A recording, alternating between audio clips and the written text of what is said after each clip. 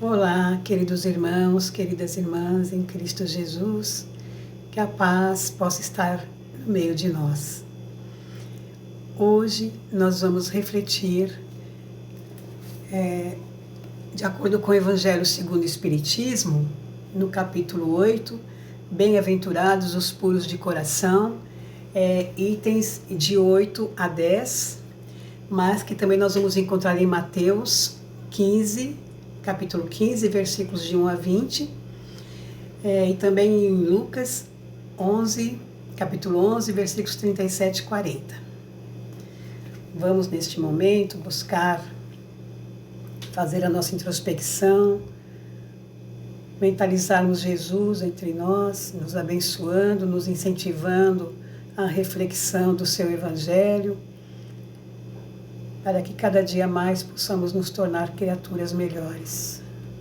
O mundo precisa de pessoas do bem, de pessoas de paz, de serenidade. Permita, Senhor, que possamos entrar então nesta sintonia, de acordo com os seus ensinamentos. Graças a Deus. Certa feita, então, estava Jesus em Genezaré com seus discípulos, quando se aproximaram dele alguns fariseus e escribas. Eles estavam vindo de Jerusalém, estavam ao encalço de Jesus, tentando pegar Jesus em alguma cilada para porem Jesus a perder. Então eles se aproveitaram de um momento em que os discípulos foram se alimentar e interrogaram Jesus. Se aproximaram dele então e fizeram a seguinte pergunta: por que os seus discípulos não seguem a tradição dos anciãos e comem o pão com as mãos impuras? Os fariseus e os escribas, eles não estavam falando de lavar as mãos antes de comer. Não era essa uma questão de higiene.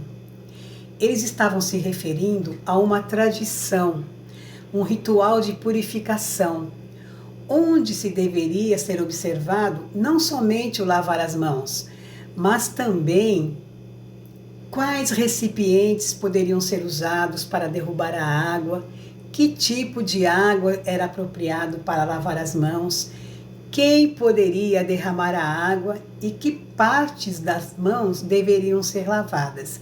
Geralmente o costume era se lavar do cotovelo até o final das mãos. Porém, esses rituais, eles não tinham nada a ver com os 10 mandamentos. Eles eram tradições criadas pelos homens.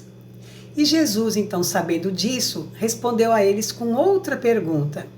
Perguntou-lhes: por que vocês transgridem o mandamento de Deus pela vossa tradição? Então os fariseus e os escribas se espantaram diante daquela pergunta. Eles ficaram sem ação. Então Jesus continuou: vocês sabem que Deus ordenou: honra a teu pai e a tua mãe, e quem injuriar pai ou mãe será punido com a morte. Porém vocês justificam dizendo ao povo que não é preciso honrar nem pai nem mãe, se disserem a eles que o recurso financeiro que vocês tiverem será dado em oferta ao Senhor, mesmo sabendo que os pais passarão necessidades. Ou seja, então, os fariseus e os escribas, com essa história de purificação, de purificar antes do alimento, eles estavam dizendo que os filhos que doassem os bens que tivessem para o templo, para eles, e ficariam isentos de cumprir os deveres mais elementares, como de prover o sustento e as necessidades dos seus pais. Então, agindo assim, eles estavam invalidando pela tradição que eles mesmos criaram o mandamento de Deus, que era honrar pai e mãe. Então Jesus terminou dizendo o seguinte para eles, chamando-os de hipócritas, e expôs toda a impureza do coração daqueles homens, porque eles apontavam para os outros, para as outras pessoas, e escondiam as suas próprias falhas morais. E ao terminar de falar isso, então, quando Jesus terminou essa falação dele com os escribas e os fariseus, ele chamou todo aquele povo que estava ali ao redor, aquela multidão que estava ali ao redor, e contou então a seguinte parábola. Bem curtinha a parábola. O que contamina o homem não é o que entra na boca, é o que sai da boca. Isto é o que contamina o homem.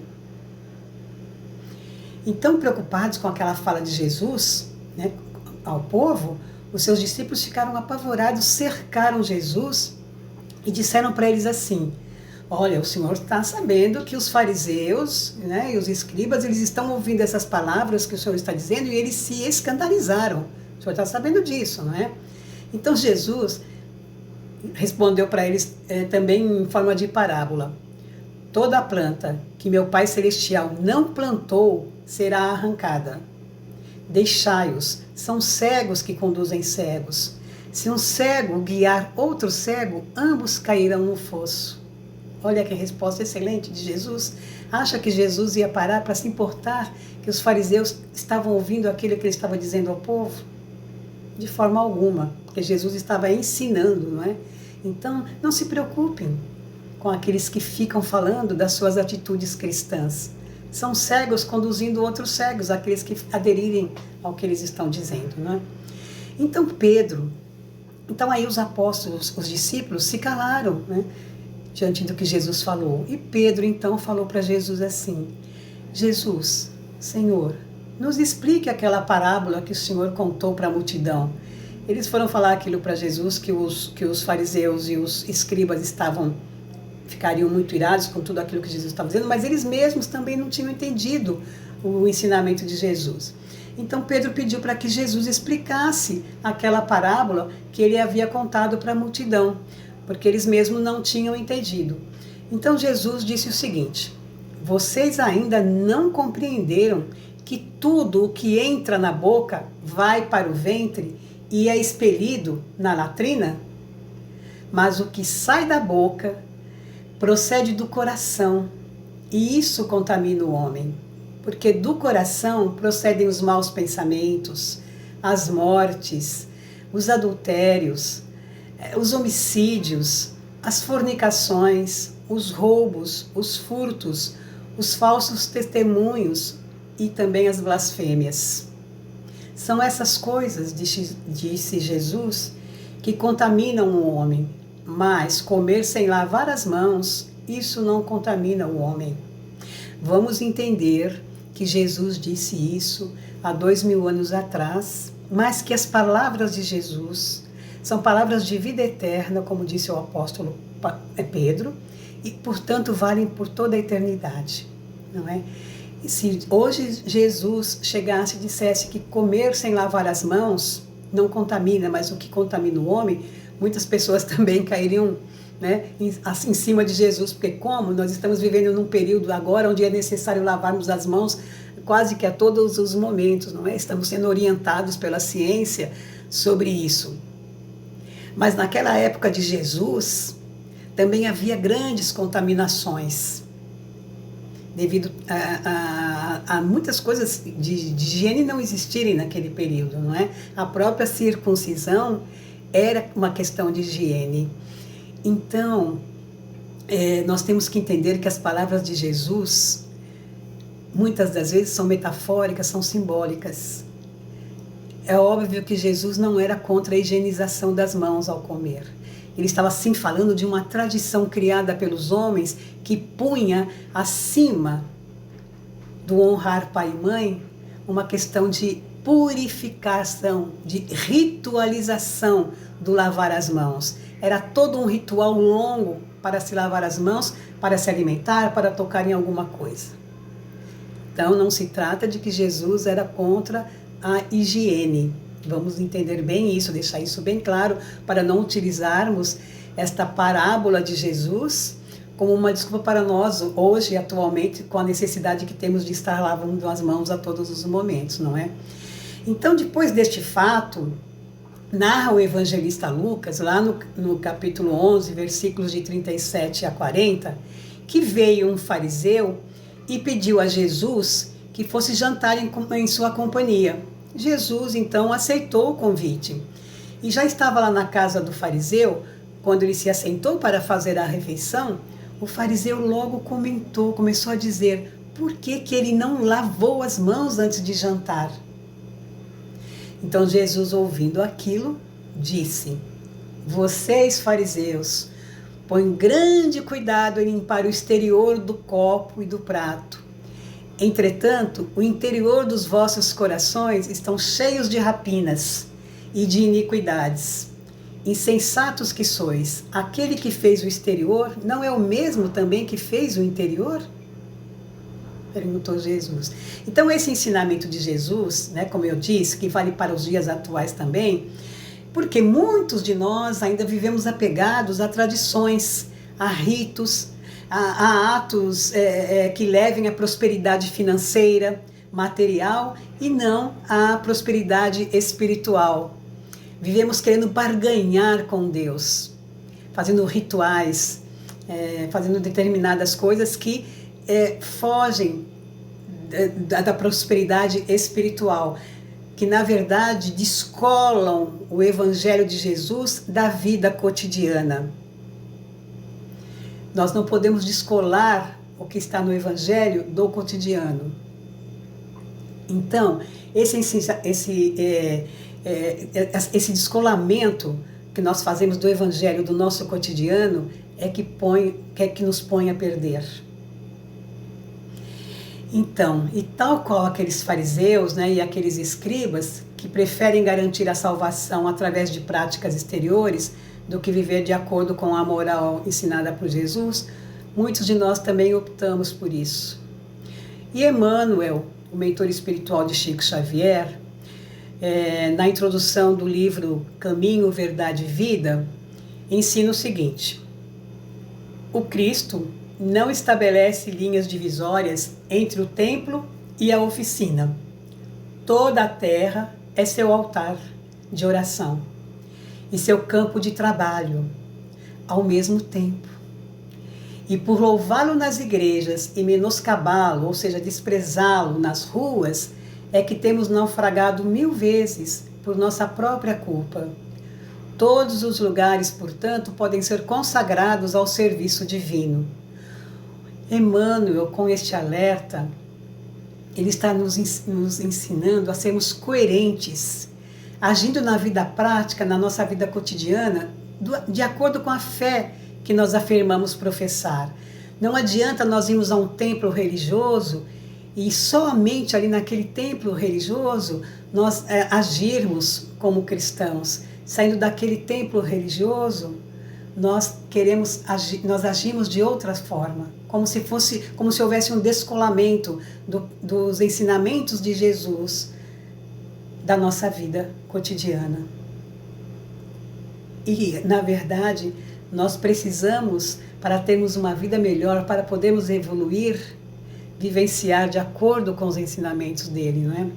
Então lembremos-nos de que nós não vamos encontrar nos Evangelhos nenhuma narrativa de Jesus criando algum ritual para louvar a Deus, porque para ele, para Jesus, louvar a Deus era vivenciar a lei divina, era colar a lei divina ao nosso cotidiano, à nossa existência no dia a dia. Então isso era, né, para Jesus. Por isso que, então, em relação à boca fala do que está cheio o coração, e é isso que contamina o homem, muitos dirão que o coração é apenas um órgão muscular, ele não pensa. De fato, o coração não pensa, não é? Mas a própria ciência afirma que o cérebro é a fonte das emoções. A doutrina espírita diz que é a mente, né? Porque a mente é o espírito, né? E que a ciência diz que há uma interação entre o cérebro e o coração. E que há uma grande influência das emoções sobre o nosso sistema cardiológico. E a doutrina espírita considera que um coração renovado, ou seja, um coração evangelizado, é um ser reformado, é uma criatura reformada, regenerada, transformada. E, obviamente, a doutrina espírita não está se referindo ao órgão do corpo humano, mas sim à alma, a nós, espíritos encarnados. Porque a alma é a sede das emoções, dos sentimentos, dos pensamentos e da vontade. Portanto, naquele momento em que Jesus dialoga ali com os fariseus e os escribas e o próprio povo, ele não poderia falar de uma outra forma. Ele sabia, Jesus sabia, que a alma é a sede das emoções. Várias vezes ele deixou isso bem claro, que é o espírito que precisa evangelizar-se. Mas as pessoas não tinham condições de entender naquele momento se ele falasse com essas palavras. Então ele fala metaforicamente, dando então condições para aquelas pessoas entender. Por isso que ele diz que a boca fala do que está cheio o coração. Então, nessa interação cérebro-coração, conforme a ciência, ou mente-coração, conforme a doutrina espírita, Jesus passa a mensagem de que só é puro de coração quem tem puro os pensamentos. Então, o nosso pensamento é a fonte geradora das nossas atitudes. As mãos podem estar impecavelmente lavadas, mas enquanto o nosso coração, o nosso pensamento, está cheio de sujeiras, de maus sentimentos. Por isso Jesus disse, é do coração que procedem os maus pensamentos, mortes, adultérios, furtos, roubos, fornicações, falsos testemunhos, raciocínios malignos, raciocínios corruptos, etc, etc, etc. Tudo que há de ruim. E Emmanuel, então, lá no livro Vinha de Luz, na lição 97, adverte, é indispensável cuidar do coração como fonte emissora do verbo, da palavra, para que não percamos a harmonia necessária à própria felicidade. Cuidar da palavra, cuidar do que sai da boca. O que sai do coração, diz Emmanuel, e da mente pela boca é força viva e palpitante, envolvendo a criatura para o bem ou para o mal, conforme a natureza da emissão, conforme a natureza daquilo que falamos, conforme nós usamos a palavra. Assim também, a alegria semeada por intermédio das palavras salutares e construtivas dá bons resultados, dá os seus resultados. Então, se falarmos coisas ruins, é porque estamos pensando coisas ruins, no nosso pensamento nós temos coisas ruins, portanto, alojamos isso tudo no nosso coração e transmitimos aquilo e fazemos coisas ruins. Mas se também tivermos pensamentos positivos, o nosso coração se enchendo de alegria, de positividade, nós também construiremos coisas boas. Os resultados também serão bons. Então, o desequilíbrio de nossas palavras podem provocar verdadeiras tragédias, como também podem provocar, se forem palavras equilibradas, muitas alegrias, muitas coisas boas. E tanto, mais cedo ou mais tarde, tanto o desequilíbrio das nossas palavras como o equilíbrio das nossas palavras retornam para nós mesmos. Portanto, tenhamos cuidado com aquilo que falamos. Tenhamos cuidado com as nossas palavras, com aquilo que sai da nossa boca. Está saindo do nosso coração, ou seja, do nosso sentimento, dos nossos pensamentos. Colocamos para fora aquilo que estamos pensando. Então, se nós estivermos ressentidos, magoados, aborrecidos com alguém, nós temos que ter prudência de silenciar aquele desequilíbrio interno que dá naquele momento de mágoa, de aborrecimento com alguém, né? Mas até nós esperarmos nos harmonizar internamente, nós temos que aprender a ter esse controle, o controle do silêncio, de não verbalizar. Pensar já é ruim, verbalizar, então, aquele sentimento é pior ainda. Calar, então, diante de um ataque, denota sabedoria. Alexandre Dumas gostava de dizer que para cada mal há 2 remédios, o tempo e o silêncio. Então, se nós estivermos com aqueles maus pensamentos, querendo externalizar, não, vamos dar um tempo, vamos nos calar, vamos ficar em silêncio, até que aquilo tudo passe, aquelas mágoas, aquelas más águas, aqueles sentimentos negativos saiam de nós, E aí então nós poderemos verbalizar de uma outra forma, mais amorosa, mais compreensiva, né? E não gerar outros males, que depois no final retornará para nós mesmos, porque a boca fala do que está cheio o coração. Esta é uma linda parábola que Jesus nos adverte para o uso da palavra, para quando abrirmos a nossa boca, que nós possamos agir como se estivéssemos num templo religioso, como se estivéssemos conversando com Jesus.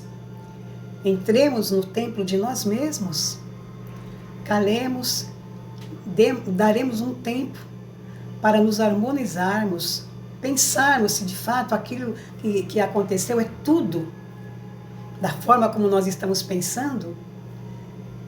Vamos nos asserenar e aí então sim vamos falar, vamos externar os nossos sentimentos, vamos fazer fluir do nosso coração, ou um pedido de desculpa, ou mesmo conversar com a pessoa, dizer, olha, você me magoou nesse sentido, mas tudo isso com calma, sem agressividade.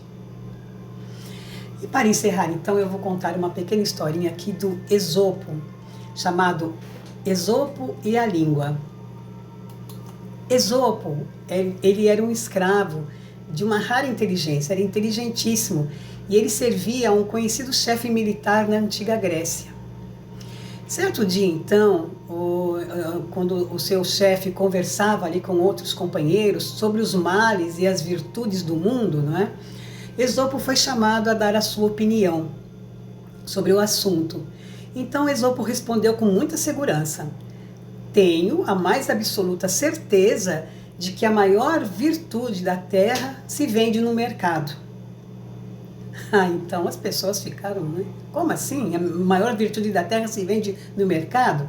O homo dele falou, olha, se você tem certeza do que você está falando, como que você pode afirmar tal coisa? Então ele pediu assim, olha, se o senhor me permitir ir até o mercado, eu lhe trago a maior virtude da terra. Então o chefe dele autorizou que ele fosse até o mercado. E Esopo então foi ao mercado e dali a alguns minutos ele voltou carregando um pequeno embrulho, não é? E então quando o chefe abriu o pacote, ele encontrou vários pedaços de língua e ele ficou muito enfurecido com o Esopo. E ele falou assim, olha, você tem uma única chance para você se explicar. Então ele falou assim, olha, chefe, eu não enganei o senhor. Eu não enganei o senhor. A língua é realmente a maior das virtudes. Porque com a língua nós podemos consolar, ensinar, esclarecer, aliviar e conduzir. Então, o chefe dele falou assim, não é que é verdade mesmo? Eu não posso negar isso, é verdade. Então, o chefe falou assim, ok, eu aceito isso que você está dizendo. Mas então agora eu quero que você me fale qual é o pior vício do mundo. Aí o serviçal, falou assim, olha chefe, muito bem, é perfeitamente possível. Se o senhor me permitir mais uma vez, eu vou até o mercado e trago para o senhor o maior vício que há em toda a terra. Então o chefe, é claro, permitiu, porque ficou curioso, queria saber, Então Esopo saiu, foi, dali a alguns minutos ele voltou novamente com um pacotinho. E quando o chefe abriu o pacote, encontrou pedaços de língua novamente. Ele ficou muito desapontado e interrogou então Esopo. E obteve do Esopo a surpreendente resposta. Esopo disse para ele, por que o senhor está admirado da minha escolha? Do mesmo modo que a língua bem utilizada se converte numa sublime virtude, quando relegada a planos inferiores, se transforma no pior dos vícios. Através da língua, podemos tecer intrigas, violências verbais. Através da língua, as verdades mais santas podem ser ensinadas como se fossem mentira, podemos corromper as verdades mais santas. Podemos apresentar as verdades como se fossem anedotas vulgares. Através da língua se estabelecem grandes discussões infrutíferas, desentendimentos prolongados, confusões populares, confusão de tal forma que pode levar ao desequilíbrio social. O senhor não concorda comigo? Perguntou Esopo para o chefe. E o chefe ficou impressionado. Ele ficou tão impressionado com o Esopo que ele resolveu então libertar, né, aquele seu serviçal, deu liberdade para Esopo para que ele fosse para onde ele quisesse, né? E Esopo então se tornou um grande contador de fábulas, muito conhecido na antiguidade, né, e cujas histórias se espalham até hoje por todo o mundo. Então, com essa história de Esopo e a língua, corroborando tudo que Jesus diz, que é da boca, que a boca fala do que está cheio o coração, nós encerramos a nossa reflexão de hoje, rogando a Jesus que nós saibamos usar muito bem a nossa língua, que nós saibamos usar muito bem a palavra, que do nosso coração só saiam sentimentos, pensamentos bons, que possam ser construtivos para tornarmos a terra um lugar muito melhor. Desejo muita paz a todos e vamos aos nossos momentos de vibração. Vamos agora vibrar pela Terra. Vibrar para que este planeta possa se tornar de fato um mundo melhor para todos nós. Vibremos por todos os lares em desajustes. Vibremos pelos nossos irmãos que estão doentes nos hospitais ou nos seus lares. Vibremos por aqueles que estão nas ruas, por aqueles que estão desempregados. Vibremos pelos desajustados, pelos aqueles nossos irmãos e irmãs que estão tentando suicídio, pensando em se matar, em tirar a própria vida. Vibremos para que eles tenham coragem de continuar, porque tudo passa. Fomos construídos para o amor, para a felicidade. Se no momento colhemos os frutos das nossas ações, busquemos praticar as boas ações, Senhor, para colhermos frutos melhores no futuro. Vibremos por isso, para que possamos plantar sementes de amor, de paz, de paciência, de benevolência, de caridade, para colhermos o fruto deste amor. Vibremos por todos os governantes da terra, para que governem com equidade, com sabedoria. Vibremos pelos nossos lares, pelos nossos familiares. E neste momento, Senhor, queremos encerrar com a oração que Jesus nos ensinou. Pai nosso que estás nos céus, santificado seja o teu nome. Venha a nós o teu reino. Seja feita a tua vontade, assim na terra como nos céus. O pão nosso de cada dia dá-nos hoje e sempre, Senhor. Perdoa, Senhor, as nossas dívidas, na medida em que soubermos perdoar os nossos devedores. E não nos deixeis cair nas tentações que estão dentro de nós mesmos. Mas livra-nos do mal, Senhor, porque teu é o reino, o poder e a glória para todos sempre. Que assim seja. Graças a Deus. Paz e luz a todos nós.